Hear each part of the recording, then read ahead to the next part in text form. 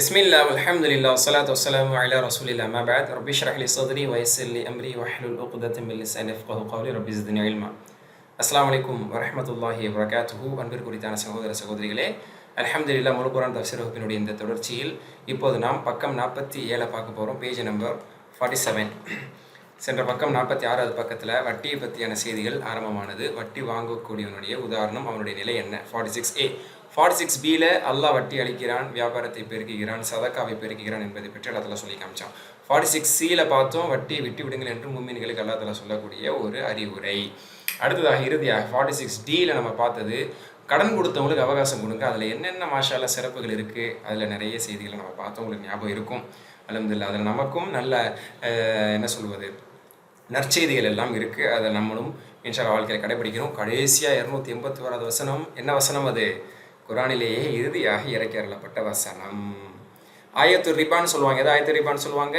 இந்த 275வது வசனத்தை வட்டியினுடைய வசனம் ஆயத்து ரிபான்னு சொல்லப்படும். அடுத்து இன்னைக்கு நம்ம பார்க்க போகிறது ஆயத்து தைன். தைன் என்று சொன்னால் கடன் என்று பொருள். ஓகேங்களா? தீன் அப்படின்னு சொல்கிறோம்ல, அது வந்து கஸ்ரா, தாலுக்கு கஸ்ரா இருந்தால் தீன், ஃபத்ஹா போட்டால் தைன். தைன்னா கடன், பிதைனின்னு வருதுல, இதுக்கு ஆயத்து தைன் அப்படின்னு சொல்லுவாங்க.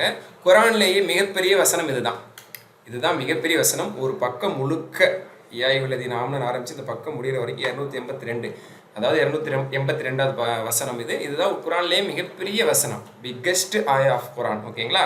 இதை விட பெரிய வசனம் கிடையாது. அரை பக்கத்துக்கு இருக்கிற வசனங்கள் இருக்குது, கொஞ்சம் அரை பக்கத்தை விட கொஞ்சம் முக்கால் பக்கத்து நெருக்கம் உள்ள வசனங்கள்லாம் இருக்குது. ஆனால் இதுதான் முழுமையாக ஒரு பக்கம் வரைக்கும் வரக்கூடிய ஒரு பெரிய வசனம். இதை இப்னு கஸீர் ரஹ்மத்துல்லாஹி சொல்லும் போது, ஹாதிஹில் ஆயத்துல் கரீமா, இந்த சங்கை மிகுந்த அந்த வசனம் இருக்கிறதே, அத்வுல் ஆயத்தின் ஃபில் குர்ஆனில் அஸீம், மகத்துவமிக்க இந்த குர்ஆனில் இதுதான் மிகப்பெரிய நீண்ட வசனமாகும். இதை பற்றி இப்னு ஜரீர், அதாவது தஃப்சீர் தப்ரி ஆசிரியரும் சொல்லியிருக்கிறாங்க அப்படின்னு சொல்லி இன்னொரு சிறப்பையும் அவங்க சொல்கிறாங்க. சயீத் பின் முஸையிப் ரஹ்மத்துல்லாஹி அலைஹி அவங்கள்ட்டேருந்து அறிவிக்கப்பட்டிருக்கக்கூடிய ஒரு சிறப்பான செய்தி என்னென்னா, அவர்களுக்கு கிடைத்த செய்தி, இந்த வசனம் குறித்தான ஒரு சிறப்பு என்ன அப்படின்னா, அன்னஹு அஹ்தஸுல் குர்ஆன் பில் அர்ஷ் ஆயத்துத்தைன், அதாவது அர்ஷுக்கு அருகாமையிலிருந்து, அர்ஷிலிருந்து சமீபத்தில் இறக்கி அருளப்பட்ட ஒரு சிறப்புக்குரிய வசனம் என்று சொல்வதாக இருந்தால் அது ஆயத்துத்தைன் தான். ஸோ ஆயத்துத்தைன் என்று இது வரலாற்றில் இது ஒரு பேர் குறிப்பிடப்பட்டதாக இருந்திருக்கு. இது இப்னு அப்பாஸ் ரலியல்லாஹு அன்ஹு அவங்களும் சொல்லுவாங்க, அதாவது ஆயத்துத்தைன்னு சொல்லுவாங்கன்னு சில குறிப்புகளை இப்னு கஸீர் ரஹ்மத்துல்லாஹி சொல்கிறாங்க. இப்போ சஹாபாக்களிடத்தில், தாபீன்களிடத்தில் இந்த பேரே சொல்லப்பட்டிருக்குது. எப்படி ஆயத்துல் குர்சி, ஆயத்துல் ரிபா, அந்த மாதிரி இந்த ஆயத்துத்தைன் கடன் சம்பந்தப்பட்ட வசனம் என்று சொல்லப்படுது. ஸோ கடனை பற்றி அல்லாஹ் தஆலா ஒரு நீண்ட வசனத்தில் பெரிய செய்தியை, சட்டங்களை சொல்லிக்கிட்டே வர்றான். அதனுடைய ஒழுக்கங்களை, கடன் சம்பந்தப்பட்ட ஒழுக்கங்களை இந்த இஸ்லாம் சமுதாயம் பேண வேண்டும். அதன் மூலியமாக சண்டை சச்சரவுகள், கருத்து வேறுபாடுகள் வரக்கூடாது, வாக்குவாதங்கள் இதெல்லாம் வரக்கூடாது, பிரச்சனைகள் வரக்கூடாதுங்கிறதுக்கான வழிகாட்டுதல் தான் இதில் சொல்லப்பட்டிருக்கு. பெரிய வசனம்.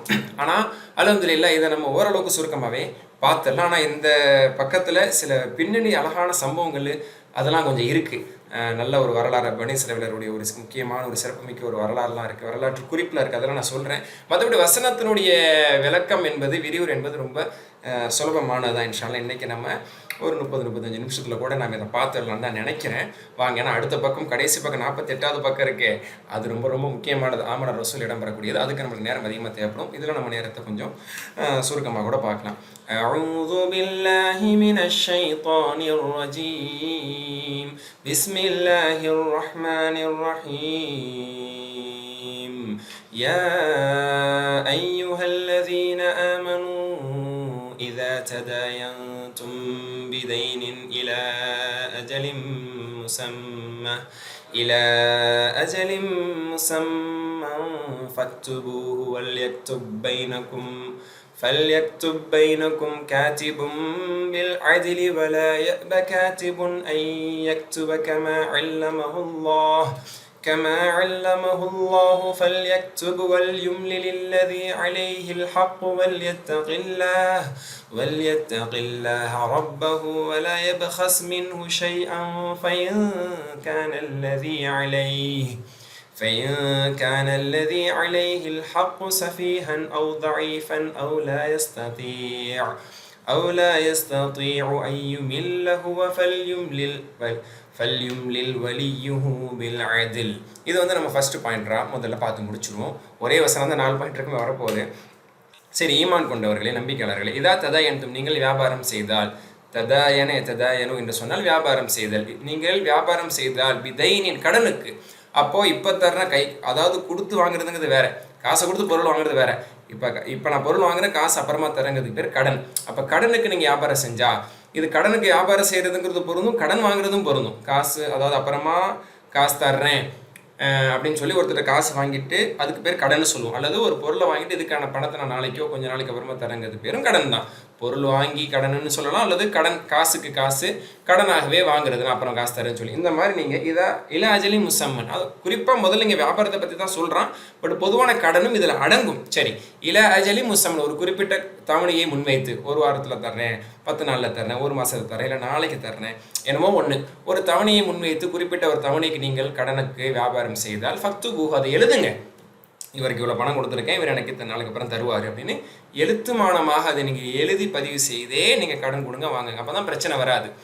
கொடுத்ததுங்கிறதுக்கான ஒரு உறுதிப்பாடு இருக்கும், வாங்கினதுக்கான உறுதிப்பாடு இருக்கும், இத்தனை நாளில் தரேன்னு சொல்லப்பட்டிருக்கும், எந்த பிரச்சனையும் வராது. 10 நாளில் தரேன்னு சொன்னார், அப்போ எழுதுங்க. அப்போ தான் நீங்கள் கேட்க முடியும். அதுக்கப்புறம் அவர் சொல்ல முடியாது, இல்லை நான் 1 மாதம் கழிச்சு தானே தருவேன்னு சொன்னால் அவர் சொல்ல முடியாது. எழுதுனதை எடுத்து காட்டலாம். ரிட்டர்ன் ஸ்டேட்மெண்ட் இருக்கணும், டாக்குமெண்ட் பண்ணுங்க. வலெக்துப் பைனக்கும், உங்களுக்கு மத்தியில் எழுதட்டும், காத்திமின், எழுதுபவர் எழுதட்டும், இல்லை அதில் நீதியாக எழுதட்டும். கொடுக்குறவரோ அல்லது வாங்குறவரோ யார் வேணாலும் எழுதலாம். நீதியாக என்ன நீங்கள் பாலிசி அல்லது என்ன ஒப்பந்தம் நீங்கள் பேசுகிறீங்களோ அது முறையாக எழுதுங்க. 10 நாள் சொன்னது நீங்கள் கூட்டி எழுதுறாதீங்க அல்லது குறைச்சி எழுதுறாதீங்க, அல்ல அமௌண்ட்டை நீங்கள் பணத்தை அதிகப்படுத்தியோ குறைச்சோ நீங்கள் எழுதுறாதீங்க. அப்போ முறையாக நீதமாக நியாயமாக எழுதுங்க. வலயப காத்திபுன் ஐ யக்துப, எந்த ஒரு எழுத்தாளரும் நான் எழுத மாட்டேன் என்று அவர் மறுக்க வேண்டாம். கம அல்லமஹுல்லா, அல்லாஹ் அவருக்கு கற்பித்துள்ளதால். அப்போ ஒரு வேளை கொடுத்தவருக்கு எழுத தெரியல அல்லது வாங்குறவருக்கு எழுத தெரியல, பொதுவான ஒரு மனிதர் இருக்கார், நீங்கள் கொஞ்சம் இதை எழுதி கொடுங்க அப்படின்னு சொல்லப்பட்டாங்க. ஏன்னா அந்த காலத்தில் எழுத தெரியாதவங்க நிறைய இருந்திருக்காங்க, அரபுகள்லேயும் எழுத தெரியாதவங்களாம் இருந்தாங்க. இன்னைக்குமே எழுத தெரியாதவங்க இருக்க தானே செய்கிறாங்க. ஹைர், இது எல்லா காலத்துக்கும் பொருந்தது. அப்போது ஒருத்தருக்கு எழுத தெரியல அப்படிங்கிற பட்சத்தில் உங்கள்கிட்ட யாராவது, அல்லாஹ் யாருக்கு எழுத கற்றுக் கொடுத்துருக்காங்க அப்படின்னா, யாருக்கு எழுத தெரியுமோ அந்த அறிவு உள்ளவங்கள்ட்ட ஒருத்தங்க எழுத சொல்லி கேட்டால் அவங்க மறுக்கக்கூடாது. எனக்கு வேறு வேலை இல்லை, வேற ஆளை பாருங்க அப்படிலாம் சொல்லக்கூடாது. ஏன்னா உனக்கு அல்லாஹ் எழுத கற்று தந்திருக்கான். இந்த இடத்துல நீங்கள் என்ன செய்யணும்? அவர்கள் மறுக்க வேண்டாம், அவர்கள் அதை புறக்கணிக்க வேண்டாம், அவாய்ட் பண்ண வேண்டாம். ஃபல்யக்துப், அவர்கள் எழுதட்டும். லெட் தெம் ரைட், அவர்கள் எழுதட்டும். வல் யும்லில்லதி அலைஹில் ஹக்கு, யார் மீது கடமை இருக்கிறதோ அவர் மீது எழுதுனதை வாசித்து காட்டட்டும். அமல்ல யுமில்லு என்று சொன்னால் வாசித்து காட்டுறது, எழுதுனதை வாசிக்கிறது, வாசகம் கூறவும். அப்போது ஏன்னா எழுதுனது அவங்களுக்கு தெரியாதுல்ல, அப்போ என்ன எழுதுனீங்க வாசிங்க அப்படின்னு அவங்க சொல்லுவாங்க. அப்போ வாசித்து காட்டட்டும். அப்போ யார் மீது கடன் இருக்குதோ அவருக்கு இவர் இந்த மாதிரி எழுதிருக்கிறேன் பாருங்க, அவங்க நீங்கள் இவ்வளோ வாங்கியிருக்கீங்க, நீ இந்த மாதிரி கொடுக்கணும் சரிங்களா அப்படின்னு சொல்லி அவர் எழுதின படிவத்தை அவர் வாசிக்கட்டும். வல்யத்தகில்லாஹ் ரப்பஹு, தனது இறைவனையும் அவர் அஞ்சு கொள்ளட்டும். எப்படி அஞ்சு கொள்ளட்டும்? வல எபஹஸ் மின்ஹு ஷைஆ, அதிலிருந்து எதையும் குறைத்து விட வேண்டாம். அப்போ அமௌண்ட்டை கம்மி பண்ணி எழுதிடக்கூடாது. ஃபைன்கான அலைஹில் ஹக்கு சஃபீஹன், சரி ஃபைன், அப்போ குறைச்சிடக்கூடாதுன்னு சொல்லப்படுது. அதே மாதிரி குறைச்சிடவும் கூடாது, இன்னொருத்தருக்கு ஃபேவர் பண்ணி அதிகப்படுத்திடும் கூடாது. அதில் எந்த விதமான கையாடலும் இவர் செஞ்சிடக்கூடாது. அவங்க தான் எழுத தெரியாது, அவங்க தான் படிக்க தெரியாதுன்னு சொல்லி இவர் யாருக்கும் ஃபேவர் பண்ணுறதுக்காக, யாருக்கும் சிரமம் கொடுக்கறதுக்காக இவர் இடையில பூந்து வேலையும் பார்த்துடக்கூடாது. அல்லாஹ் பயந்து சரியான முறையில் எழுதி சரியானதை அவங்கள்ட்ட வாசித்து காட்டணும் அப்படின்னு நல்லா அதெல்லாம் சொல்கிறான். அடுத்து ஃபைன்கான அல்லதி அலைஹில் ஹக்கு, அதாவது யார் மீது கடன் கொடுக்க வேண்டிய கடமை இருக்கிறதோ அவர்கள், அதாவது கடன் பெறக்கூடியவர்கள் சஃபீஹன், சஃபீஹ் அப்படின்னு சொன்னால் அறிவு முதிர்ச்சி அற்றவர்கள். அதாவது சஃபீஹுக்கு மடையன் அப்படின்னு ஒரு பொருளும் சொல்லப்படும், முட்டாள்னு பொருளும் சொல்லப்படும். இங்கே முட்டாள் அப்படிங்கிறது இல்லை, போதுமான அறிவு இல்லாதவர்கள். அவங்க ஒரு சேன் இல்லை, இன்சேனாக இருக்காங்க. அதாவது முழுமையான பகுத்தறிவு உள்ளவங்களாம் இல்லாமல் கொஞ்சம் பாயிண்ட் கம்மி உள்ளவங்களாக இருக்கிறாங்க. அவ் தயீஃபன், அல்லது பலகீனமானவராக இருக்காங்க. இந்த பலகீனமானவங்கிறது வயதானவர்கள், பேச தெரியாதவங்க, வளருவாங்க பேசினாலே, அந்த மாதிரி உள்ளவங்க. ஸோ ஏதோ ஒரு பலகீனம் உள்ளவங்களா, நோயாளிகளா அந்த மாதிரி இருக்கிறாங்க. அவ்வளோ எஸ்தத்தே யுமில்ல, அல்லது வாசித்து காட்டுறது கூட தெம்பு இல்லாதவர்களாக அல்லது அதுக்கான நாவன்மை இல்லாதவர்களாக அவங்க இருக்கிறாங்க. அப்படி அந்த அளவுக்கு அவங்க இயலாதவங்களா பலகீனமெல்லாம் இருக்கிறாங்களா, ஃபல் ஹுவ, அவரால் முடியலைன்னா ஃபல் யும்லில் வலியுஹு பில் அதில், நீதியாக நேர்மையாக அவருடைய பொறுப்பாளர் அதை வாசிக்கட்டும். அப்போது அவரால் வாசிக்க முடியலைன்னா, இந்த மாதிரி நான் கடன் பெற்றிருக்கிறேன், இந்த மாதிரியான தொகையை நான் வாங்கியிருக்கிறேன், நான் இத்தனை நாளை கொடுத்துருவேன் அப்படிங்கிறத வாங்குறவர் தான் என்ன செய்யணும்? உத்தரவாதத்தை சொல்லணும். வாயால் சொன்னது மட்டும் இல்லாமல் எழுதி படித்து காட்டணும். இந்த மாதிரி நான் சொன்னபடி 1 மாதத்தில் இவருக்கு இத்தனை லட்சத்தை கொடுத்து விடுவேன், அல்லது இத்தனை தவணை முறையில் நான் இத்தனை ஆயிரத்தை நான் கொடுத்து முடிச்சிருவேன் அப்படிங்கிறத அவர் தான் படிக்கணும். அவரால் முடியலைன்னா என்ன செய்யலாம்? அவருடைய பொறுப்பால் என்ன செய்யலாம்? அவர் படித்து காட்டலாம். ஏன்னா வாங்கினவருக்கு பேச தெரியல, இதுக்கு சில தப்சீர் ஆசிரியர் சொல்கிறாங்க அவர் ஊமையாக இருக்கிறான்னு கூட வச்சுக்கிறோம், அல்லது பேச தெரியாதவராக இருக்காருன்னு வச்சுக்கிறோம். அவருக்கு பதிலாக அவருடைய பொறுப்பாளர் வாசிக்கலாம் அப்படின்னு சொல்லப்படுது. முதல்ல இந்த டிரான்ஸ்லேஷனை ஒரு கோர்வையாக படிச்சுக்கணும். ஈமான் கொண்டவர்களே, ஒரு குறித்த தவணையின் மீது உங்களுக்குள் கடன் கொடுக்கல் வாங்கல் செய்து கொண்டால் அதை எழுதி வைத்துக் கொள்ளுங்கள்.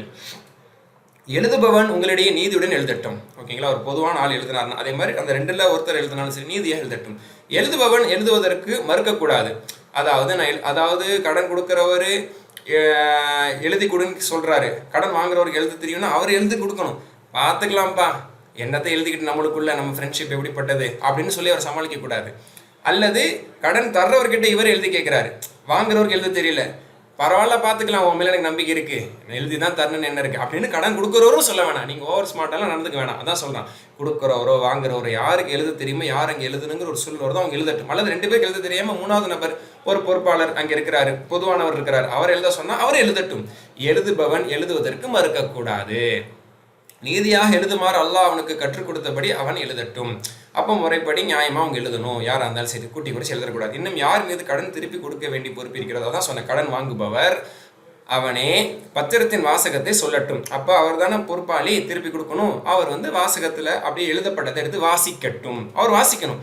அவன் தன் ரப்பான அல்லாவே அஞ்சு கொள்ளட்டும். அப்போ கரெக்டாக வாசிக்கணும். மேலும் அவன் வாங்கியதில் எதையும் குறைத்து விடக்கூடாது. வாங்கினது 1 லட்சம் மருந்து 50,000 எழுதிடக்கூடாது.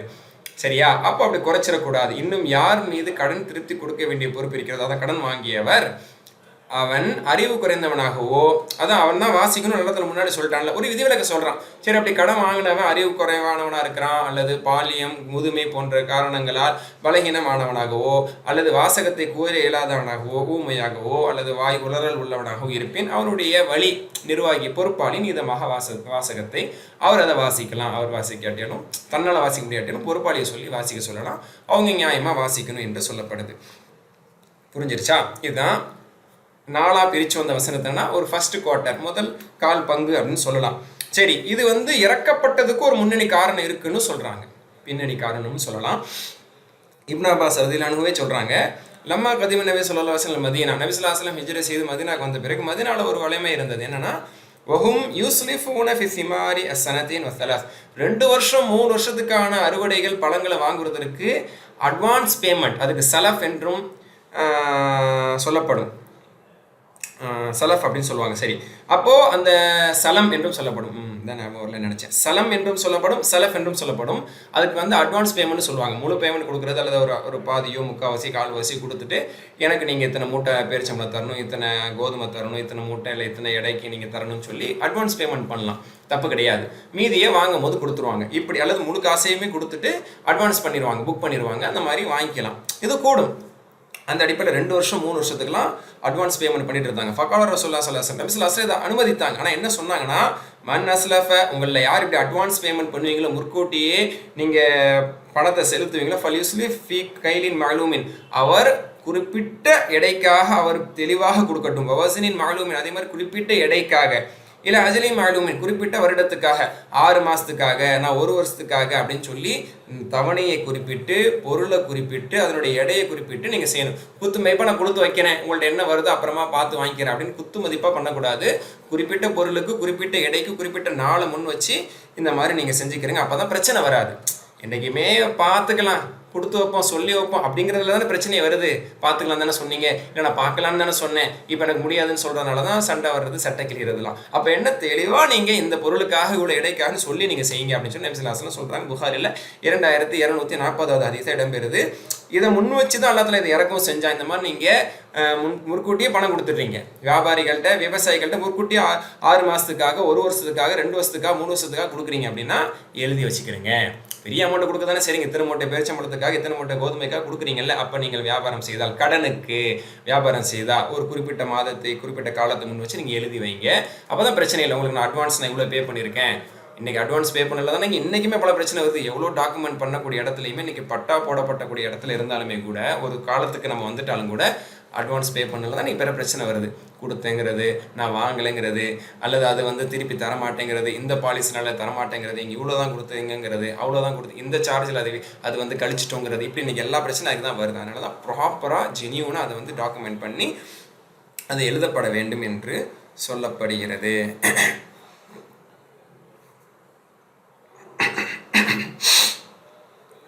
ஓகே, இதில் வந்து இப்னு ஜுரைஜ் ரஹ்மத்துல்லாஹி அலைஹி அழகா சுருக்கமாக ஒரு சட்டம் சொல்லுவாங்க, மனித்தான ஃபல் யக்துப். அதாவது யார் வந்து கடன் வாங்குறாரோ அவர் கண்டிப்பாக என்ன செஞ்சுக்கணும், எழுதி வைக்கணும். அல்லதில் கடனை வந்து எழுதி வைக்க சொல்கிறான்ல, அதே மாதிரி யார் வியாபாரம் செய்கிறாங்களோ அவங்க சாட்சி ஏற்படுத்திக் கொள்வது சிறந்தது. அதை பற்றி பின்னாடி வருது, அதை நான் அந்த பாயிண்ட் வரும்போது சொல்கிறேன். இப்படி ஒரு கருத்துமே சொல்லப்படுது. சரி, அடுத்ததுக்கு வாங்க.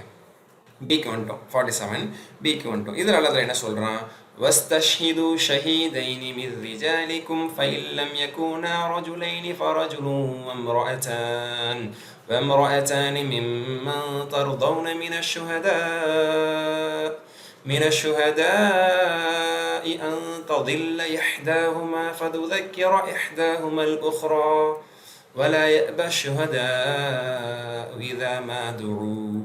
இது இரண்டாவது பாயிண்டர், பி பாயிண்டர். இதில் எல்லாத்துல என்ன சொல்கிறான், வல்யஸ்தஷிது, அதாவது சாட்சியத்தை தேடுங்கள். அப்படின்னா சாட்சியத்தை ஏற்படுத்தி கொள்ளட்டும், சாட்சி ஏற்படுத்திக்கிறீங்க. பாயிண்டர் பேர் என்ன, 2 சாட்சிகளை கொண்டு வாருங்கள். மிர் ரிஜாலிக்கும், ஆண்களில் 2 சாட்சி கொண்டு வர்றது சிறந்தது. ஃபைல்லம் யக்கூன ரஜுலைன், 2 ஆண்கள் அமையில 2 ஆண்கள் கிடைக்கலன்னா ஃபரஜுலுன், ஒரு ஆணும், அமராச்சான் 2 பெண்களும், ஒரு ஆணுடைய இடத்துல 2 பெண்களை சாட்சியமாக வச்சுக்கிறீங்க. மிம்மன் தருதௌன, நீங்கள் திருப்தி அடைகிறீர்களே யார் விஷயத்தில், மின சுகதா, எந்த சாட்சி சொல்கிறதுல உங்களுக்கு திருப்தி இருக்குமோ, அவன் பொய்யனாக இருக்கக்கூடாது, அவன் ஆல்ரெடி ரிமார்க்கபிளாக இருக்கக்கூடாது, அந்த மாதிரி ஆளை இல்லாமல் ஒரு நல்ல சமுதாயத்தில் நல்ல பேர் வாங்கக்கூடிய ஒரு நன்மதிப்பு இருக்கக்கூடிய சாட்சிகள் ஆண்கள்லையும் பெண்களையும் நீங்கள் தேர்வு செஞ்சு வச்சுக்கிறீங்க.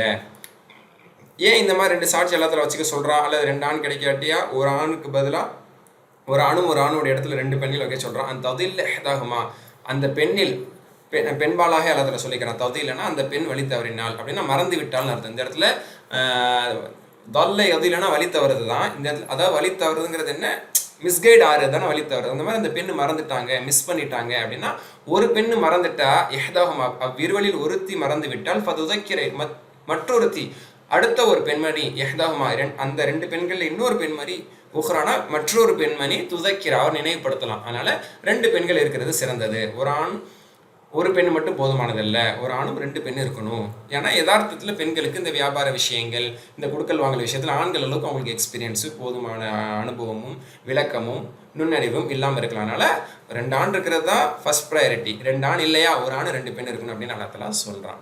சரி, வலையப சுஹதா, அதே மாதிரி சாட்சிகளும் மறுக்கக்கூடாது. இதான் மாது அவர்கள் அழைக்கப்பட்டால், அப்போது கடன் பத்திரம் எழுதுவதற்காக எழுத்தாளர் அழைக்கப்பட்டால் அவரும் மறுக்கக்கூடாது, அவர் வந்து எழுதட்டும் நல்லதில் சொன்னார். அதே மாதிரி வியாபாரம் செய்யும் போது சாட்சியை வச்சுக்கிறது சிறந்தது.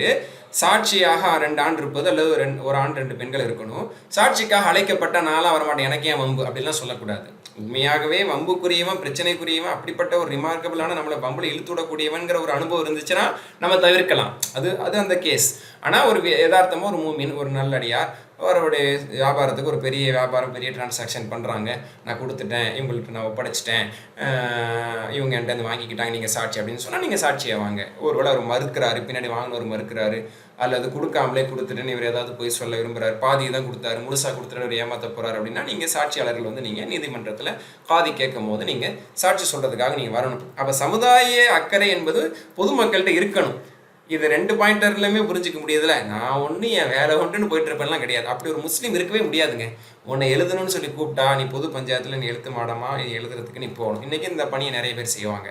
மாஷா அல்லாஹ். நமது குடும்பங்களில், நமது பகுதிகளில் பார்த்துருப்போம். இந்த மாதிரி பொது விஷயங்களில் ஈடுபடுறது, சாட்சியாக இருக்கிறது, பேசி விடுறது, எழுத்து மாடத்தை தானே வந்து முன் வந்து எழுதுறது, அதை வாசித்து காட்டி சமரசம் செய்கிறதுலாம் நன்மையான காரியம். இது மூமின்கள் செய்ய வேண்டியது. அதான் முதல் பாயிண்டெல்லாம் தெரிஞ்சுக்கிட்டோம்.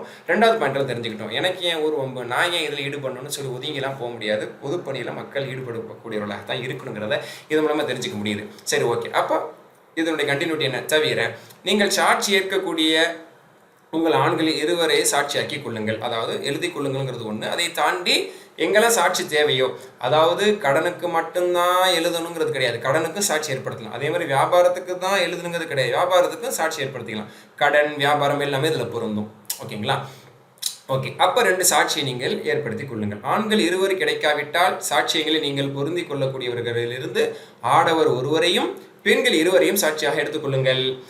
பெண்கள் இருவர் ஏனென்றால் அவ்விருவரில் ஒருத்தி, ஒரு பெண்மணி தவறினால், மறந்துவிட்டால், இருவரில் மற்றவள் நினைவூட்டும் பொருட்டே ஆகும். அதனால 2 பெண்கள் அல்லாஹ் தஆலா சேஃப் சைடுக்காக சொல்றான். அன்றியும் சாட்சியம் கூற சாட்சிகள் அழைக்கப்பட்டால் அவர்கள் மறுத்தலாகாது. அவங்க மறுத்துட்டு நானா வரமாட்டேனாப்பா அப்படின்னு சொல்லக்கூடாது என்பதை அல்லாஹ் தஆலா சொல்றான். ஹை. ஸோ இதை வச்சு தான் நான் சொன்னேன். இப்னு ஜுரைஜ் ரஹ்மத்துல்லாஹி என்ன சொன்னாங்க, கடன் பரிமாறக்கூடியவர்கள், கடன் வாங்கக்கூடியவர்கள், கொடுக்கக்கூடியவர்கள் எழுதி வைத்துக் கொள்வது அவர்கள் மீது அவசியம். வியாபாரம் செய்யக்கூடியவர்கள் சாட்சி ஏற்படுத்திக் கொள்வது அவர்கள் மீது அவசியம். இது கட்டாயமா இல்லையா? அதாவது கடன் கொடுத்தா இது அல்லாஹ் தஆலா வாஜிபா சொல்றானா விரும்பத்தகுந்ததா சொல்றானா? அதில் பல கருத்துக்கள் இருக்கு. சில அறிஞர்கள் எழுதுறத வாஜிபுன்னே சொல்றாங்க. ஒரு குறிப்பிட்ட காலம் வரைக்கும் இது வாஜிபா இருந்துச்சு அப்படின்னு சில அறிஞர்கள் சொல்றாங்க. அதுக்கான இடம் வரும்போது நான் சொல்றேன். சில அறிஞர்கள் அது விரும்பத்தக்கது, வழிகாட்டுதல் தான், இது கட்டாயம் வாஜிப்னு சொல்றதுக்கு இல்லைங்கிறாங்க. அதே மாதிரி தான் அது எழுதுகிற விஷயத்தில் கொஞ்சம் ரொம்ப அழுத்தமாக சொல்லப்பட்டது. சாட்சியம் பொறுத்த வரைக்கும், வியாபாரத்தில் சாட்சியம் பொறுத்த வரைக்கும் அது விரும்பத்தக்கது தான். அது யாருமே வாஜிப்னு சொல்லலை. எழுதுறதையாவது சிலர் வாஜிப்னு சொல்லியிருக்காங்க, கடனை எழுதிக்கணுங்கிறது. ஆனால் வியாபாரம் செய்யும்போது சாட்சியத்தை ஏற்படுத்துறதுங்கிறது அது கட்டாயம் இல்லை, விரும்பத்தக்கது தான். அதுக்கு ஒரு சம்பவமே கூட அதுக்கு ஆதாரமாக வரதான் போது நான் சொல்கிறேன். சரி, ஓகே. இந்த இடத்துல ஒரு பொருத்தமான செய்தி என்ன அப்படின்னு சொன்னால், அதாவது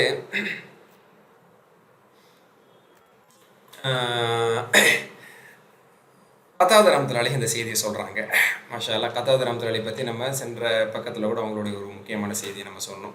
கடன் விஷயத்தில் அவகாசம் அளிக்கிறதுக்கு அவங்களுடைய ஒரு சம்பவத்தை பார்த்தோம். இந்த செய்தியை கத்தாதா ரஹ்மத்துல்லாஹி அலைஹி அறிவிக்கிறாங்க. அபு சல்மான் அப்படிங்கிற ஒரு நபர், அவங்க தாபி தான். இவங்களுக்கு யாரோட தோழமை இருந்ததுன்னா, யார், காப் ரதியல்லாஹு எனக்கூடிய சஹாபியோட தோழமையில் இருந்தவங்க. அவங்கக்கிட்ட நிறைய கல்வியை படிச்சுக்கிட்டவங்க. யார்? அபு சுலைமான் ரஹ்மத்துல்லாஹி அலைஹி. அந்த அபு சுலைமான் ரஹ்மத்துல்லாஹி அலைஹி ஒரு நாள் என்ன செய்கிறாங்க, தன்னுடைய தோழர்களிடத்தில், அந்த தாபியின்களிடத்தில் ஒரு அழகான கேள்வி கேட்குறாங்க. என்ன கேட்குறாங்கன்னா, உங்களுக்கு தெரியுமா, ஹல் தஅலமூன மظ்லூமன் தஆ ரப்புஹு ஃபலம் யஸ்தஜிப் லஹ், அநீதிழைக்கப்பட்ட ஒருவர் இருக்கிறார், ஆனால் அவர் அல்லாஹ்விடத்தில் துவா செய்தால் அந்த துவா ஏற்றுக்கொள்ளப்பட மாட்டாது. இப்படிப்பட்ட அநீதிழைக்கப்பட்ட ஒருவரை நீங்கள் அறிவீர்களா அப்படின்னு கேட்குறாங்க. பொதுவாக என்ன ஹதீஸ்ல நம்ம படிச்சது, அநீதிழைக்கப்பட்டவர் யாராக இருந்தாலும் சரி, அவர் அல்லாஹ்வை ஈமான் கொள்ளாதவராக இருந்தாலுமே சரி, அவர் கையேந்தினால் அவருக்கும் அல்லாஹ்வுக்கும் மத்தியில் தெரிய இருக்காது. உதாரணத்துக்கு ஒரு முஸ்லீம் அல்லாதவர் ஏமாத்திருக்காரு, மோசடி செஞ்சிருக்காரு, அது அநீதிழைக்கப்பட்டவர், இறைவா இவரை நீ தண்டிக்கணும், இவனை நீ இதுக்கு நீ தான் பதில் சொல்லணும்னு துவா செஞ்சாங்கன்னா, அவங்க கையேந்திட்டாங்கன்னா கண்டிப்பாக அல்லாஹ் தஆலா அந்த துவாவை ஏற்றுக்குவான். அதன் மூலமாக பாதிப்புக்கு உள்ளாக்கப்பட்டவர் அல்லாஹ் தஆலா தண்டிப்பான். அது உலகத்தில் நஷ்டத்தை கொடுப்பதோ அல்லது கண்டிப்பாக அவருக்கு விளைவை ஏற்படுத்துவான், அல்லது கண்டிப்பாக மறுமையில் அவருக்கு தண்டனை உண்டு, மாற்று கருத்தே இல்லை. ஹைர். அப்படி இருக்கும்போது அநீதி இழைக்கப்பட்டவங்களோட துவாவுக்கும் அல்லாஹ்வுக்கு மத்தியில் தெரியலைன்னு நம்ம ஹதீஸ்ல பார்த்துருக்கோம். ஆனால் இவங்க கேள்வி கேட்கும்போது இப்படி ஒரு கியூரியாசிட்டி கிரியேட் பண்ணுவாங்க. அநீதி இழைக்கப்பட்ட ஒருத்தர் இருக்கார், ஆனால் அவரோட துவா அல்லாஹ் ஏற்றுக்கவே மாட்டான், அப்படி ஒருத்தர் இருக்கார், யார் தெரியுமா அப்படின்னு கேட்குறாங்க. அப்போ அவங்கெல்லாம் பதில் சொல்கிறாங்க, அது எப்படி சாத்தியம், அநீதி இழைக்கப்பட்டவரோட துவாக்கு அல்லாஹ்வுக்கு தான் எந்த திரையும் இல்லையே.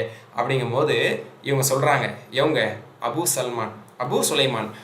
சுலைமான் ரஹ்மத்துல்லாஹி அலைஹி சொல்கிறாங்க, ரஜுலுன், இல்லை இப்படி ஒரு நபர் இருக்கா, ரஜுலுன் பாஅ பைஅன் இலா அஜலின், ஒருத்தர் வியாபாரம் செய்கிறாரு, அதாவது கடனுக்காக வேண்டி ஒரு பொருளை கொடுக்குறாரு, உடனே ரெடி கேஷை வாங்காமல் கொடுக்குறாரு. ஃபலம் யுஷ்ஹித் வலம் யக்துப், அதுக்கு சாட்சி ஏற்படுத்தலை. பொதுவாக கடனுக்கு தான் இது சொல்லப்படுது. கடனுக்கு ஒன்று சாட்சியை வைங்க, இல்லைன்னா எழுதி வைங்க, ஏதாவது ஒன்றாவது இருக்கணும். ஒரு அமௌண்ட்டு பெரிய அமௌண்ட்டாக கூட இருக்கலாம். அப்போது கடனுக்காக கொடுக்குறாரு, ஆனால் அந்த கடன் மீது அவர் சாட்சியத்தையும் ஏற்படுத்தி கொள்ளவில்லை, எழுதி கொள்ளவும் இல்லை. பார்த்துக்கலாம், தந்துருவார்னு ஒரு நம்பிக்கையில் கொடுத்துட்டாரு. ஃபலம்ம ஹல்ல மாலுஹு ஜஹதஹு சாஹிபு, எப்போ அவருடைய பொருளை இவர் தர வேண்டியது வருதோ, உதாரணத்துக்கு பேச்சுவார்த்தையில் ஒரு வாரத்தில் தரேன்னு அவர் சொல்லியிருக்கலாம், அது ஒரு வாரத்தில் தாங்கன்னு இவர் சொல்லியிருக்கலாம், ஒரு வாரம் ஆயிடுச்சுன்னு வச்சுக்கிறோம். அப்போ அந்த தவணை வந்த பிறகு இவர் கேட்க அவர் மறுக்கிறார். இல்லை, நான் ஒன்றும் தர வேண்டியது இல்லையே, எனக்கு ஒன்று நீங்கள் கடனுக்கு தரலன்னு மறுக்கிறார். அப்போ ஒரு மனசு உடஞ்சிடுவார்ல, ஏமாத்துறானே அப்படின்னு சொல்லி உடனே இவர் கையேந்துறாராம். ஃபதா ரப்பஹு, அவர் அல்லாட்ட அல்லா என்ன இப்படி ஏமாத்திட்டான் அப்படின்னு சொல்லி கையேந்துனா ஃபலம் யஸ்தஜிப் லஹு, அவருக்கு எல்லாம் பதில் அளிக்க மாட்டான். இவர் எடுத்துவோ அல்லத்தில் ஏற்றுக்க மாட்டான். என்னஹு கத் அஸா ரப்பஹு, ஏன்னா இவர் இந்த இடத்துல நம்ம எல்லாம் நினைப்போம் பாதிப்புக்குள்ளானவர் தான் அப்படின்ட்டு. ஆனால் இவங்க சொல்கிறாங்க, அவர் அல்லாஹ்வுக்கு மாறு செஞ்சவர். எங்கே மாறு செஞ்சார்? இந்த வசனத்தையே அவர் மாறு செஞ்சிட்டார். கடனுக்கு கொடுப்பவர்கள் எழுதி வைத்துக் கொள்ளுங்கள் அல்லது சாட்சியத்தை ஏற்படுத்திக் கொள்ளுங்கள்னு சொல்லும்போது அதை அவர் பொருட்படுத்தவே இல்லை. எழுதி வைக்கிறதா சாட்சியை கூப்பிடுறதா பார்த்துக்கலாம், அதெல்லாம் ஏமாத்தலாம் மாட்டாங்க அப்படின்னு ஒரு நம்பிக்கையில் அவர் இருந்தார்ல. அப்போ அவர் மறுத்தார்னா அல்லாஹ் தஆலா இவருக்கு சப்போர்ட் பண்ண மாட்டான். நீ என்னுடைய வசனத்தை நீ புறக்கணித்து விட்டாய், என்னுடைய அறிவுரையை நீ புறக்கணித்து விட்டாய், புறந்தள்ளி விட்டாய். அப்படிங்கும் போது இவர் பாதிப்புக்குள்ளானவராகவே இருந்தாலும் இவரோட துவா ஏற்றுக்கப்படாதுங்கிறத அபு சுலைமான் ரஹ்மத்துல்லாஹி சொல்கிறாங்க. இது ஒரு சரியான ஒரு செய்தி தான், ஒரு சரியான கருத்து தாங்கிறத இப்னு கஸீர் ரஹ்மத்துல்லாஹி சொல்கிறாங்க. அல்ஹம்துலில்லாஹ். சரிங்களா? சில அறிஞர்கள் அதை வாஜிபுன்னு சொல்கிறாங்கங்கிறதையும் சொல்கிறாங்க. ஆனால் பெரிய பெரிய கடன்களுக்கு 5 ரூபா 10 ரூபாங்கிறதுலாம் வேற, ஒரு ஆயிரங்கள் லட்சங்கள் இந்த மாதிரியான எதெல்லாம் ஒரு பாதிப்பை சண்டை பிரச்சனையை உருவாக்குமோ அப்படிப்பட்ட கடன்கள்லாம் எழுதப்படணும். அது வியாபாரமாக இருந்து அப்புறமா தரேன்னு சொல்லப்பட்டாலும் சரி. இன்றைக்குமே கடைகளில் மளிகைகள்லாம் பாருங்கள், அப்புறம் தரேன்னா பேரை போட்டு எழுதி வைப்பாங்க. அது ஒரு நடைமுறை தான். அப்படி அந்த மாதிரி முறையாக அது என்ன செய்யணும், எழுதப்படணும் அப்படிங்கிற சட்டத்தையும் சொல்கிறாங்க. High, okay. இந்த இடத்துல ஒரு அழகான சம்பவம், மாஷா அல்லாஹ், ரொம்ப ரொம்ப அற்புதமான சம்பவம். நான் சொன்ன ஆரம்பத்திலே பனி இஸ்ரவேலர்கள் காலத்தில் நடந்த ஒரு சம்பவம். அல்லாஹ் வந்து எந்த அளவுக்கு இதை முக்கியத்துவம் கொடுத்ததா அல்லாஹ்தாலா ஆக்கியிருக்கிறான். இதை ஒரு உண்மையான எண்ணத்தோடு செய்கிறவங்களுடைய காரியத்தை அல்லாஹ்தாலா நிறைவேற்றி தருவான் அப்படிங்கிறதுக்கான ஒரு சான்று, ஒரு அழகான ஒரு சம்பவம். இது இப்னு கஸீர் ரஹ்மத்துல்லாஹி சொல்கிறாங்க. என்னன்னா, அபூ ஹுரைரா அப்படின்னு அறிவிக்கிறாங்க, ரசூலுல்லாஹ் சொன்ன செய்தி ஒரு ஹதீஸ். இது புகாரில் 1498 சம்பவம் வருது. ஒரு நீண்ட சம்பவம் தான். அப்படியே நான் கொஞ்சம் ஷார்ட்டாக சொல்கிறேன். பனி இஸ்ரவேலர்களில் நடந்தது. பனி இஸ்ரவேலர்களில் நடந்த ஒரு சம்பவத்தை முன்னுதாரணமாக, இது ஒரு பாடத்துக்குரிய சம்பவம் தான், ஒரு படிப்பினைக்குரிய சம்பவம் தாங்கிறதுக்காக தான் ரசூலுல்லாஹ் இதை சஹாபாக்களுக்கு அறிவிச்சாங்க. இது நம்மளுக்குமான பாடம் தான். ஒரு செய்தியாக நம்ம இதை எடுத்துக்கலாம். சரிங்களா? என்ன அப்படின்னா, பனி இஸ்ரவேலர்களில் 2 பேர் அவங்களுக்கு மத்தியில் கடன் வாங்கிக்கிறாங்க. ஒருத்தர் வந்து கடன் வாங்குறாரு, 1000 பொற்காசுகள், தீனார் நம்ம சொல்லுவோம். 1000 பொற்காசை கடன் கேட்குறாரு. கடன் கொடுக்குறவர் சொல்கிறாரு, எனக்கு நீ சாட்சியத்தை நீ ஏற்படுத்தணுமே அப்படின்னு சொல்லி, சாட்சி கொண்டு வானா, இவ்வளோ பெரிய காசு கொடுக்குறேன், 1000 தீனார் தர்றேன், நீ சாட்சியை கொண்டு வான்னு சொல்லும்போது, கஃபா பில்லாஹி ஷஹீதா, அல்லாவே சாட்சிக்கு போதுமானவன் அப்படின்னு அவர் சொல்கிறார். ஏன்னா அப்போ சாட்சிக்கு அவர் யாரும் இல்லை. அதோட அப்படி சொல்லி இவர் என்ன செய்கிறாரு, இம்ப்ரெஸ் பண்ணுறாரு. அப்படியா, சரி சரி, யாராவது ஒரு பொறுப்பாளரையாவது கொண்டு வாப்பா, உனக்கு வந்து கஃபாலத், உனக்கு வந்து நான் பொறுப்பு கொடுங்க, பார்த்துக்கிறேன், இவரை நான் தர வைக்கிறேன் அப்படிங்கிறது கஃபீல்னு சொல்லுவாங்க. அவன் தருவான், அவன் தராட்டியா அவனுக்கு பதிலாக நான் பொறுப்பு எடுக்கிறேன்னு சொல்கிறது பேர் தான் கஃபாலத், கஃபீல்னு சொல்லுவாங்க. இச்சினிபி கஃபீல், யாராவது ஒரு பொறுப்பாளரையாவது கொண்டு வா உனக்கு ஜாமீன் அப்படிங்கிற மாதிரி. அவர் சொன்னார், கஃபா பில்லாஹி வக்கீலா, கஃபா பில்லாஹி கஃபீலா, அல்லாவே பொறுப்பாளனாக இருப்போ போதுமானவன். அப்படின்னா என்ன அர்த்தம், அல்லாஹ் தவிர எனக்கு இப்போ பொறுப்பு இருக்கும் யாரும் இல்லை, அல்லாஹ் தவிர சாட்சியாளன் யாரும் இல்லைன்னு அவருடைய ஈமானை வச்சு சொல்கிறார். இவர் வந்து ஆளை பார்க்குறாரு, அவருடைய உண்மைத்தன்மை, இவருக்கு உண்மைத்தன்மை என்பது இவருக்கு புரியுது, இவர் உண்மையாகவே சொல்கிற மாதிரி தான் இருக்குது அப்படின்னு சொல்லி அவரை நம்பி என்ன செஞ்சார், கொடுத்துட்டார். எவ்வளோ கொடுத்துட்டாரு, 1000 பொற்காசுகளை கொடுத்துட்டார். சரிங்களா? இது உண்மையான சம்பவம் புகாரில் இடம்பெற்றிருக்குது. அதுக்கப்புறம் அவர் என்ன செய்கிறாரு, வாங்கிட்டு போயிடுறாரு. திரும்ப இவருக்கு கொண்டு வந்து கொடுக்கணும் அப்படிங்கிறதுக்கான வாகனம் இவருக்கு கிடைக்கல. அப்போ தூரத்து பயணத்தில் ஏற்பட்டது, தூரமான பயணம் மேற்கொண்டு வந்து வாங்கிட்டு போகிறாரு. அன்னைக்கெல்லாம் பொறுத்த வரைக்கும் வாகனம் அப்படிங்கிறது என்னது, இது தானே, கால்நடைகள் தானே. அப்போ அவர்கிட்ட இருந்துச்சு, ஆனால் திருப்பி கொடுக்கணும்னு நினைக்கும் போது அவர்கிட்ட வாகனம் இல்லை. அப்போ அவர்கிட்ட போகிற அளவுக்கான ஒரு வாகனம் அவர்கிட்ட இல்லை. அப்போ ரொம்ப கவலைப்படுறாரு, எப்படி கொடுக்குறது அப்படின்னு சொல்லி. ஆனால் அதோட என்ன செஞ்சார், அல்லாஹ் மேலே பாரத்தை போட்டு ஒரு பெரிய கட்டையை எடுத்து அதை பிளந்து அதுக்குள்ளே 1000 தீனாரை வச்சு கடிதம் ஒன்று எழுதி, உங்கள்கிட்ட நான் வாங்கின காசை நான் உங்களுக்கு நான் திருப்பி ஒப்படைக்கிறேன், இது உங்களை வந்து சேரும், நான் வாங்கிட்டு போனேன் பார்த்தீங்களா, அல்லாஹ் சாட்சியாளன் என்று சொல்லி, அல்லாவே பொறுப்பாளன்னு சொல்லி வாங்கிட்டு போனால நான் தான் உங்களுக்கு இதை திருப்பி தரேன் அப்படின்னு சொல்லி ஒரு கடிதத்தில், சஹீஃபான்னு சொல்லப்படுது, அதில் எழுதி ஒரு கட்டைக்குள்ளே புகுத்தி என்ன செய்கிறாரு, அதை சேஃபாக அது வந்து அவர்கிட்ட போய் சேர வேண்டும் என்ற அடிப்படையில் அது கடலில் தூக்கி எறிகிறார். கடலில் இல்லை, ஒரு நதியில் தூக்கி எறிகிறார். அவருக்கு போய் சேரக்கூடிய ரீதியில் அது தூக்கி எறிகிறார். ஒரு ஆதரவு வச்சு இது போய் அவர்கிட்ட சேரும் அப்படிங்கிற நம்பிக்கையில் வச்சுட்டு அல்லாஹ்ட்ட துவா செஞ்சிடும். அல்லாஹும் இன்னக கத அலிம் தண்ணி, அல்லாஹ் உனக்கு தெரியும் நான் கொடுக்கணுங்கிற உண்மையான நோக்கத்தோடு ஒன்றை சாட்சியாளனாக வச்சு ஒன்றை பொறுப்பாளனாக வச்சு நான் வாங்கினேன். இப்போ அவர்கிட்ட திருப்பி கொடுக்குறதுக்கு போய் சேர்றதுக்கான வசதி எனக்கு இப்போ இல்லை, போகிறதுக்கான சூழ்நிலை என்கிட்ட இல்லை, அதுக்கான வாகனம் இல்லை. ஒன்றை பொறுப்பாளனாக வச்சு உன் மேலே நம்பிக்கை வச்சு அதை நான் கட்டையில் வச்சு அவருக்கு நான் தூக்கி போட்டேன். பஹ்ரென்றும் வருது, கடலில் தூங்கி இருந்தார் அப்படின்னு சொல்லி வருது. அதை வந்து அவர்கிட்ட கொண்டு போய் சேர்ப்பது உன்னுடைய பொறுப்பாகும் அப்படின்னு சொல்லி துவா செஞ்சார். ஒரு வித்தியாசமான சம்பவம் தான். அதுக்கப்புறம் அல்லாஹ் தாலா என்ன செய்கிறான், அந்த கட்டை என்பது அது ஒரு கட்டை, சரிங்களா, விறகை போன்ற ஒரு பெரிய கட்டையில் தான், மரக்கட்டையில் தான் போட்டு தள்ளி விடுறாரு, கடலில் தூக்கி போடுறாரு. ஃபைதா பில் ஹஷபத்தி லத்தி ஃபீஹல் மால். அப்போது இந்த நபருக்கு அந்த கட்டை தென்படுது, எவ்வளோ தூரத்தில் இருக்கக்கூடிய அவருக்கு அல்லாஹ் கடல் அலை மூலமாக கொண்டு போய் சேர்க்குறான். அப்போது அவர் என்ன செய்கிறாரு, அதை எதுக்கு அவர் எடுத்தாருங்கிறத ஹதீஸில் வருது. அதை வந்து விறகாக பயன்படுத்தலாம். ஃபஹதஹா லிஅஹ்லிஹி ஹதபன், அதை எடுத்து வெட்டி துண்டு துண்டாக வெட்டி விறகா நம்ம யூஸ் பண்ணுவோம். தண்ணியிலேருந்து எடுத்து அதை காய வச்சு வெட்டி விறகா யூஸ் பண்ணிப்போங்கிற நோக்கத்தில் தான் அதை அவர் எடுத்தாராம். ஃபலம்மா கசராக வஜதல் மால வசஹிப், அதை பிளந்து பார்த்ததுக்கப்புறம் பார்த்தா உள்ள என்ன இருக்குது, தங்க நாணயங்கள் 1000 பொற்காசுகளும் ஒரு கடிதமும் இருக்குது. எடுத்து படித்து பார்த்தா அந்த மாதிரி அவர் தான் எழுதி அமைச்சிருக்கிறாருங்கிறது வந்திருக்கு. ஒரு பெரிய சந்தோஷம். அல்ஹம்துலில்லாஹ், நம்மளுக்கான தொகை வந்து சேர்ந்ததே அப்படின்னு அவருக்கு ஒரு சந்தோஷம். அதுக்கப்புறம் அவருக்கு வஜத்து மர்கபன் கபில் அல்லது அதீத்து பிஹி, அதுக்கப்புறம் அவருக்கு ஒரு வாகனம் கிடைச்சிருச்சு. வாகனமும் அவருக்கு வர்றதுக்கான வசதி கிடைத்து வாகனம் கிடைச்சிருச்சு. அதுக்கப்புறம் அந்த வாகனத்தில் ஏறி பயணம் செஞ்சு இவரை சந்திக்கிறதுக்கு வர்றாரு. அது போய் சேர்ந்ததோ சேரலையோ, சரி ஓகே நம்ம திருப்திக்காக நம்ம போய் காசு கொடுத்துருவோம்னு திரும்ப ஒரு 1000 தீனார்களை எடுத்துக்கிட்டு அவர் வர்றாரு. அல்ல முஹ்பிருக்கு அன்னிலம் அஜித் மர்கபன் கபில ஹதல்லதி ஜீத்து ஃபீஹி, இந்த மாதிரி என்கிட்ட போதுமான வாகன வசதி இல்லாதனால தான் இத்தனை நாள் என்னால் உங்கள்கிட்ட வர முடியல, நீங்கள் என்னை மன்னிக்கணும். இந்த மாதிரி உங்களுக்கான காசை நான் கொண்டு வந்திருக்கேன், நீங்கள் தந்த காசை நான் திருப்பி ஒப்படைக்கிறதுக்காக வந்திருக்கிறேன் அப்படின்னு சொல்லி அந்த காசை அவர் என்ன செய்கிறாரு, கொடுக்குறார். فَإِنَّ اللَّهَ قَدْ أَدَّى عَنْكَ الَّذِي بَعَثَتْ بِهِ فِي الْخَشَبَةِ, நீ எந்த ஒரு கட்டையில் 1000 பொற்காசுகளை வைத்து அதை ஒரு கடிதத்தோடு நீ அனுப்பி வைத்தாயோ அதை என்னிடத்தில் சேர செய்து விட்டான். அல்லாஹ் என்னை அடைய செய்து விட்டான். அதை நான் பெற்றுக்கொண்டேன்.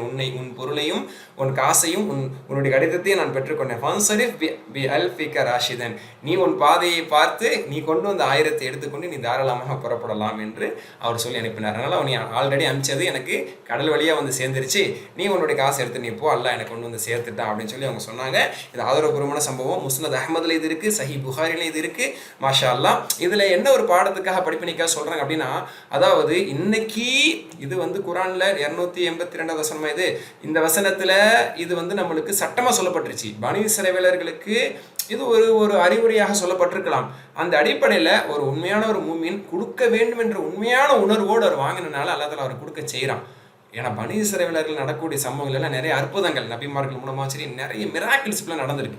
உண்மையாகவே ரசூல் ஸல்லல்லாஹு அலைஹி காலத்தில் நடக்காத பல அற்புதங்கள் பனி இஸ்ரவேல் சம்பவத்தில் நடந்திருக்கு. முதல் ஜூஸ் இதுக்கு சான்று. எவ்வளோ சம்பவங்கள் பார்த்துருக்கோம். மூசா அலைஹிஸ்ஸலாம் சம்பவத்திலிருந்து பனி இஸ்ரவேல் சம்பவம், இந்த மாதிரி நிறைய அற்புதங்கள் நடந்திருக்கு. அது எல்லாமே ஆதரவுபூர்வமான செய்திகளாக நம்ம குரான்லையுமே ஹதீஸ்லையும் பார்க்க முடியுது. அதில் ஒன்று தான் இது. அப்போ அந்த தக்குவாவும் அந்த நம்பிக்கை அவங்களுக்கு இருந்திருக்கு. ஏன்னா கண்கூட நிறைய அற்புதங்களை பார்த்தவங்க.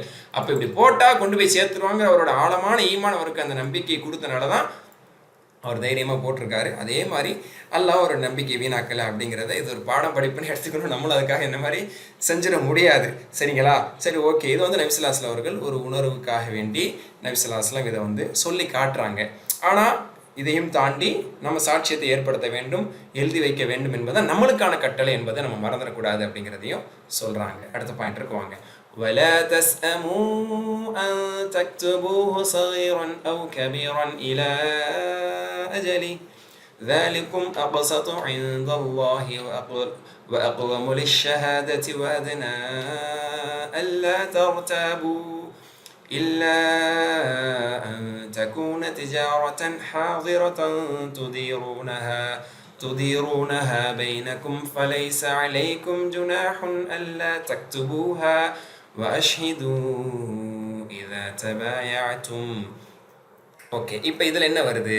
வலா தஸ்அமு அன் தக்துபூஹு, அதை நீங்கள் எழுதுவதற்கு சோம்பல் பட வேண்டாம், மாற்றப்படாதீங்க அப்படின்னு பொதுவாக சொல்லுவோம். அந்த மாதிரி நீங்கள் வந்து சோம்பல் பட வேண்டாம். இதெல்லாம் என்னத்தை எழுதிக்கிட்டு சகீரன் சிறியது என்பதன் காரணத்தினாலும் அவு கபீரன் அல்லது பெரியது என்பதன் காரணத்தினாலும், சிறியதோ பெரியதோ பொதுவாக சோம்பல் எப்போ வரும்? சின்ன ஒரு அமௌண்ட்டுக்காக வரலாம். பெரிய நிறைய லட்சங்கள்லாம் எழுதலாம், அந்த 1000 எழுதணுமா அப்படின்னு நினைக்கலாம். அந்த 1000 சண்டை வரதானே செய்யுது.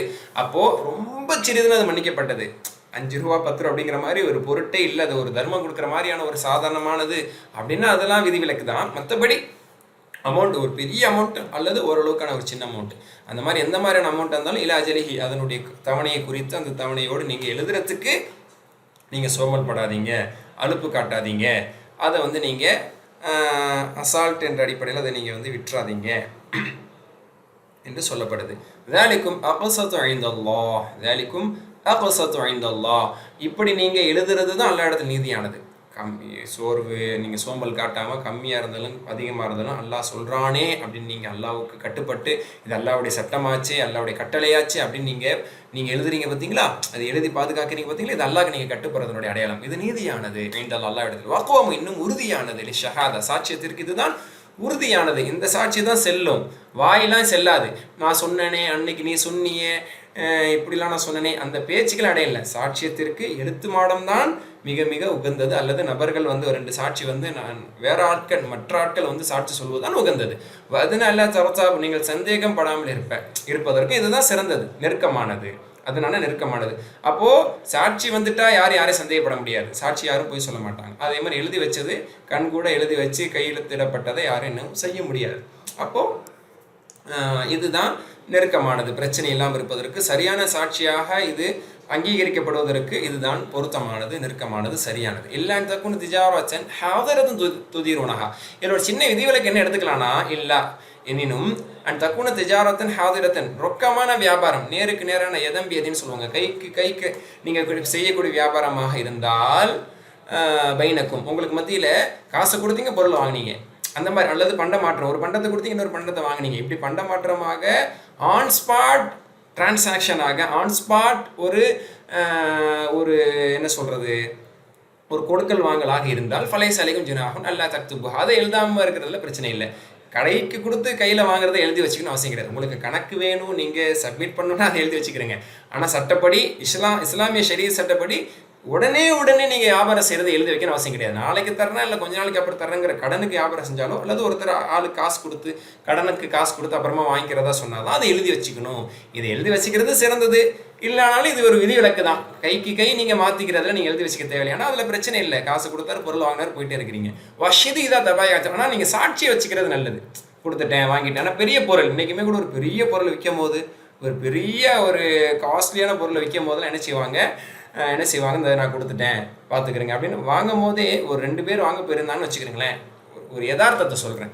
ஒரு பெரிய டைமண்ட், ஒரு பெரிய கோல்டு, பெரிய இது பில் கட்டி அப்படிலாம் தான் நம்ம வாங்குகிறோம். அதனால் அப்படி இதை ஒப்படைக்கும் போது நம்ம கூட 2 பேர் வந்தாங்க. இன்னொரு அழிச்சுமா அப்படி திரும்பி வேறு வேடிக்கை பார்த்துட்டு இருந்தா, சார் கொஞ்சம் பார்த்துக்கிறேங்க, கொஞ்சம் திரும்பிக்கிறேங்க, நான் ஒப்படைச்சிட்டேன் அப்படின்னு சொல்லுவாங்க. இது வந்து இயல்பு, மனித இயல்பு. ஏன்னா ஒரு பெரிய வேல்யூபிளானது கொடுக்கும்போது நான் கொடுத்தது ஒருத்தர், அது வந்து ஃபார்மாலிட்டி நீங்கள் தான் சாட்சி அப்படின்லாம் சொல்ல மாட்டாங்க. ஆனால் அது ஒரு சாட்சி மாதிரி அப்படின்னு இயல்பில் இருக்குல்ல, அதை தான் அல்லாஹ் சொல்கிறான். ஒரு சாட்சியை வைங்க. அது வந்து ஒரு பெரிய பெரிய பரிமாற்றங்கள் நீங்கள் செஞ்சுக்கும் போது வியாபாரம் கைக்கு கையாக இருந்தாலே இது நீங்கள் சாட்சியை ஏற்படுத்திக்கிறீங்க அப்படின்னு அல்லாஹ் சொல்கிறான். பெரிய பெரிய பொருளுக்கு பிரச்சனை வரக்கூடாதுங்கிறதுக்காக. மற்றபடி பிஸ்கெட் வாங்குறதுக்கு, பால் வாங்குறதுக்கு, முட்டை வாங்குறதுக்கு இது சொல்லப்படல. பெரிய பெரிய பொருட்கள், வண்டி அல்லது தங்கம், நகை அல்லது வேல்யூபிளான பெரிய இதெல்லாம் கொடுக்கும்போது ஒரு சாட்சியை வச்சுக்கிறது சிறந்தது. இந்த வஷீது சாட்சி ஏற்படுத்தி கொடுங்க. அது வாஜிபா, கட்டாயமா அப்படின்னா மார்க் அறிஞர்கள் சொல்கிறாங்க இது கட்டாயம் கிடையாது. அந்த எழுதுங்கன்னு கடனுக்கு சொன்ன எழுதுறது தான் பல மார்க் அறிஞர்கள் வாஜிபுன்னு சொல்லியிருக்கிறாங்க. அதையுமே சில அறிஞர்கள் விரும்பத்தக்கன்னு சொல்லியிருக்காங்க. இதெல்லாம் ஆல்மோஸ்ட் எல்லாருமே விரும்பத்தக்கதான். இது வந்து கண்டிப்பாக கட்டாயம் இல்லைன்னு தான் சொல்கிறாங்க. இதுக்கு ஒரு ஆதாரமும் இருக்குது. சரிங்களா, முதல்ல இதை படிச்சிருவோம். கொடுக்கல் வாங்கல் சிறிதோ பெரிதோ அதை அதன் கால வரையறைக்குள் எழுதுவதில் அலட்சியமாக நீங்கள் இருக்காதீங்க. இதுவே அல்லாஹ்வின் முன்னிலையில் மிகவும் நீதமானதாகவும் சாட்சியத்திற்கு உறுதியானதாகவும் இன்னும் இது உங்களுக்கு சந்தேகங்கள் ஏற்படாமல் இருக்க சிறந்த வழியாகவும் இருக்கும். எனினும் உங்களிடையே சுற்றி வரும் ரொக்க வியாபாரமாக இருப்பேன். சுற்றி வரும் ரொக்க வியாபாரம்னா on spot transaction, on spot business நீங்கள் பண்ணுறீங்க, கொடுக்கல் வாங்கல் பண்ணுறீங்க, அப்படியே காசு கொடுத்து அப்படியே கையில் கொடுத்து கையில் வாங்குறீங்க, அதை தான் சுற்றி வரும் அப்படிங்கிறாங்க. அப்படியே அப்போவே நடக்கக்கூடியதாக இருப்பின் அது எழுதி கொள்ளாவிட்டில் உங்கள் மீது குற்றம் இல்லை. அப்படின்னா என்ன அர்த்தம்? எழுதுறேன், நான் எழுதிக்கிறீங்க, எழுதாட்டியாலும் அல்ல அதை குற்றம் பிடிக்கலை, அதை தவறுன்னு சொல்லலை, அது குறைன்னு சொல்லலை. ஓகே, இப்போ முடிய போகுது. சரி, ஓகே. இப்போ இதுக்கு நம்ம சொல்கிறோம்ல எழுதி வைக்கிறது கட்டாயம் இல்லைங்கிறதுக்கு என்ன ஆதாரம்? ரசூல்லா காலத்தில் ஒரு அழகான ஆதாரம் இதுக்கு இருக்குது. என்ன அப்படின்னு சொன்னால், இந்த சம்பவத்தை நீங்கள் கேள்விப்பட்டிருக்கலாம். அபு தாவூதில் 3607வது ஹதீஸாக இது இடம்பெற்றிருக்கு. அபு தாவூதில் இருக்குது, நசையிலும் இருக்குது. இது ஒரு ஆதாரபூர்வமான செய்தி தான். பாருங்கள், என்னன்னா நபி ஸல்லல்லாஹு அலைஹி வஸல்லம் அவர்கள் ஒரு தடவை என்ன செஞ்சாங்க, ஒரு குதிரையை ஒரு காட்டரபியிடத்தில், அராபி அப்படின்னு சொன்னாலே அவர்கள் பகுத்தறிவு குறைவானவர்கள், என்ன சொல்கிறது, அவர்கள்ட்ட ஒரு இதெல்லாம் பார்க்க முடியாது. என்ன பார்க்க முடியாது? இங்கீதம் அல்லது அந்த ஒரு மெச்சூரிட்டி அதெல்லாம் அவங்கள்ட்ட இருக்காது. சரிங்களா, அது அவங்கள்ட்ட நிறைய இடத்துல வெளிப்படும், இங்கேயும் வெளிப்படுது. எப்படி வெளிப்படுச்சுன்னு பாருங்கள். அப்போ ஒரு காட்டு அரபிடத்திலே நபி ஸல்லல்லாஹு அலைஹி வஸல்லம் ஒரு குதிரையை விலை பேசி வியாபாரம் என்ன செஞ்சுட்டாங்க, வாங்கிக்கிறேன்னு சொல்லிட்டாங்க. அப்போ வந்து நபி ஸல்லல்லாஹு அலைஹி வஸல்லம் என்ன சொன்னாங்கன்னா, பேசி முடிச்சுட்டு எத்தனை திரகம்னா இங்கே வரல, ஃபார் எக்ஸாம்பிள் இத்தனை திரகம் அப்படிங்கிறத பேசிட்டு, சரி வா நான் காசு தர்றேன் அப்படின்னு சொல்லி நபி ஸல்லல்லாஹு அலைஹி வஸல்லம் முன்ன போக இவர் பின்ன வர்றார். ஃபஸ்ரா நபி ஸல்லல்லாஹு அலைஹி வஸல்லம் கடன்னு போயிட்டாங்க காசு எடுக்கிறதுக்காக. வியாபாரத்தை எத்தனை திரகத்துக்கு எத்தனை தீனாருக்கு வாங்குறத பேசி முடிச்சுட்டாங்க. ஃபார் எக்ஸாம்பிள் 100 திரகம்னு வச்சுக்கிறோமே, கற்பனைக்காக தான் சொல்கிறேன். அந்த 100 திரகம் தர்றேன் வா அப்படின்னு சொல்லிட்டு என்ன செய்கிறாங்க, போகிறாங்க. இவர் பொறுமையாக வர்றார், இவர் ஸ்லோவாக வந்தார்.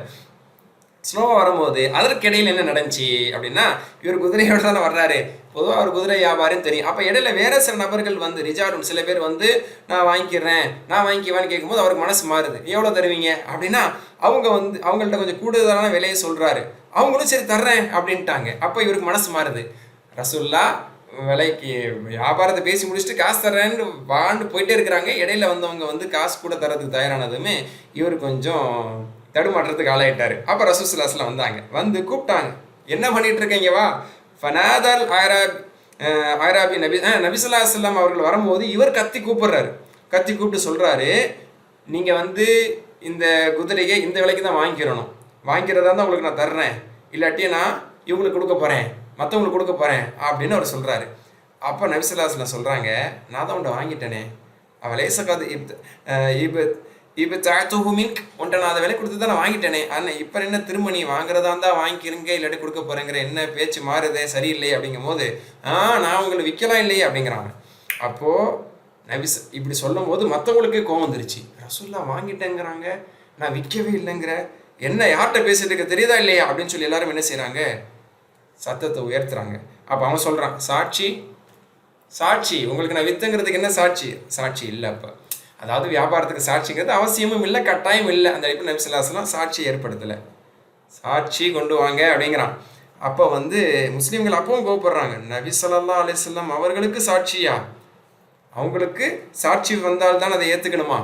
என்ன நீ சொல்கிற அப்படின்னு சொல்லும் போது, சாட்சி கொண்டு வாங்க, நான் உங்களுக்கு வித்துட்டேன்னு சொல்லி நான் உங்களுக்கு தர்றேன், நீங்கள் சொல்கிற ரேட்டுக்கு நான் தந்துடுறேன் அப்படின்னு சொல்லி திரும்ப பிடிச்ச புடியில நிற்கிறான். அப்போ தான் ஹுசைமா ரலியல்லாஹு அன்ஹு வர்றாங்க.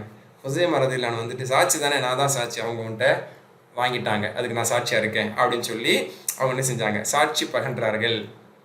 உடனே என்ன செஞ்சான் அவன், சரி ஓகே வேறு வழி இல்லை, சாட்சி வந்ததுக்கப்புறம் அவனால் ஒன்றும் பண்ண முடியாது, ஏன்னா ஆல்ரெடி அவன் வந்து போய் தான் சொல்லிட்டு இருக்கிறான் விற்கலை அப்படின்னு சொல்லிட்டு. அப்போ சாட்சி வந்ததுக்கப்புறம் அவனுக்கு பேச முடியல.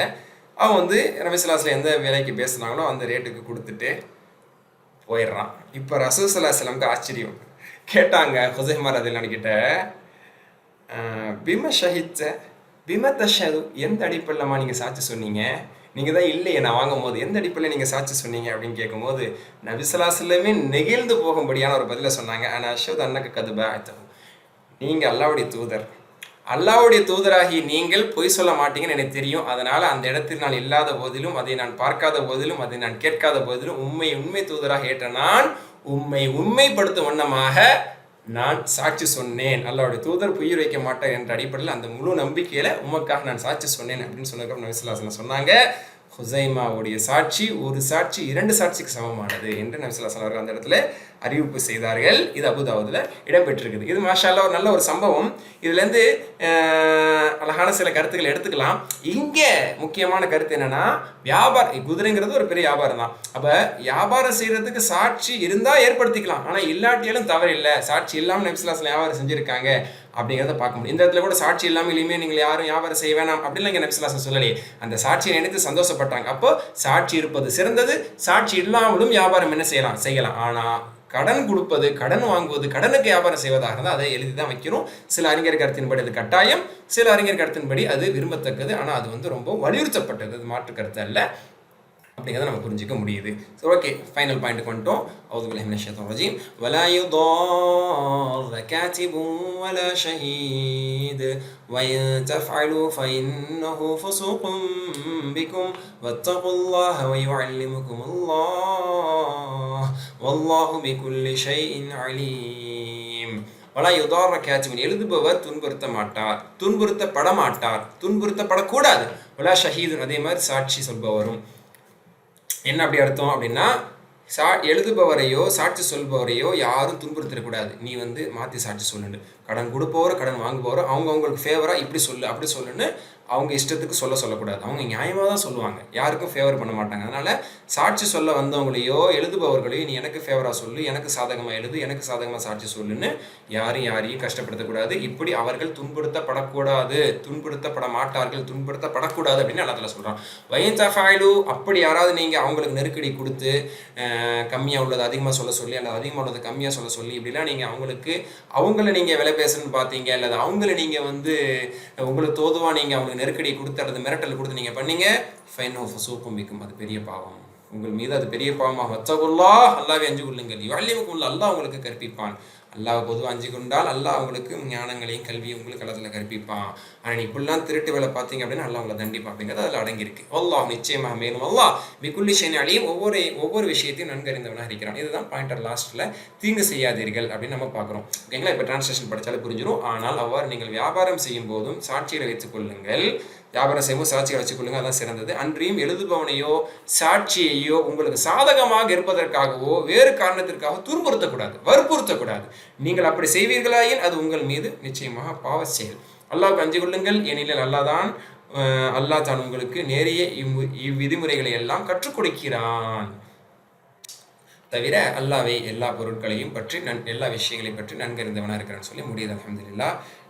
ஷார்ட்டாக முடிக்கலான்னு பார்த்தோம், கிட்டத்தட்ட எப்பவும் போகிற ஆகக்கூடிய டைம் ஆகிடுச்சு. ஹைர் அல்ஹம்துலில்லாஹ். 47A கடனை எழுதுங்கள், அதை பற்றி அல்லா சொல்கிறான். மாஷா அல்லாஹ். ஓகே, இப்போ 47B 2 சாட்சியங்களை ஏற்படுத்தி கொள்ளுங்கள். மாஷா அல்லாஹ். 47C எழுதுகிற விஷயத்தில் நீங்கள் சோர்வடைய வேண்டாம், எழுதுங்க அப்படின்னு அல்லா சொல்கிறான். 47Dயில் கடைசியாக பார்த்தது சாட்சி சொல்பவர்களையோ அல்லது எழுதக்கூடியவர்களையோ நீங்கள் தீங்கு செய்யக்கூடாது, அவங்களுக்கு நெருக்கடி கொடுக்கக்கூடாதுன்னு அல்லா சொல்கிறான். இதோட 47வது பக்கம் முடியுது. அடுத்து மாஷா அல்லாஹ் 48வது பக்கம், அதோட சூரத்துல் பக்ரா நிறைவடைய போகிறது. ஆனால் ஃபினிஷிங் நிறைய பாயிண்ட்ஸ் இருக்குது. அந்த ஆமன் ரசூலுடைய சிறப்புகள் என்ன, அதனுடைய பின்னணிகள் என்ன, அதனுடைய விளக்கங்கள் விவரங்கள் என்ன, அந்த துவா பற்றியில் இன்ஷா அல்லாஹ் அடுத்த அந்த அமர்வில் இன்ஷா அல்லாஹ் முழுமையாக பார்ப்போம். கற்ற விஷயத்தை நாம் செயல்படுத்துவதற்கு அல்லாஹ் அருள் புரிவானாக. ஆகிரதாவான் அல்ஹம்துலில்லாஹி ரப்பில் ஆலமீன். சுப்ஹானக்கல்லாஹு வ பிஹம்திக், அஷ்ஹது அன் லா இலாஹா இல்லா அன்த அஸ்தக்ஃபிருக வ அத்தூபு இலைக். அஸ்ஸலாமு அலைக்கும் வரஹ்மத்துல்லாஹி வபரகாத்துஹு.